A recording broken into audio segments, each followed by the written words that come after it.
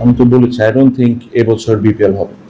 আমার জন্য সবচেয়ে বড় লজিক হলো, is this tournament making money for BPL? No. Are we making loss? Yes.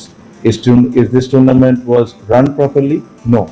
আর এই টুর্নামেন্টের 6টা টিমের মধ্যে 3-4টা টিমের সব ধরনের ভ্যালুয়েশন আছে, রুলস ব্রেকের এটা আছে, একটা টিম তো নাই না। এতগুলো যদি না থাকে, I don't see any reason যেটা নিয়ে আমার একদম ঝেপে সবকিছু বাদ দিয়ে এটা নিয়ে আমার কনসেন্ট্রেট করার দরকার। এটা আমি করতে চাই। BPL, I still believe is a great product. BPL এর বাংলাদেশে প্রচুর ইন্টারেস্ট আছে, মানুষ আসে খেলা দেখতে। জিনিসটাকে যদি প্রপারলি সবকিছু করা যায়, এটার ইন্টারেস্টটা প্রবাবলি আরো বাড়ানো সম্ভব।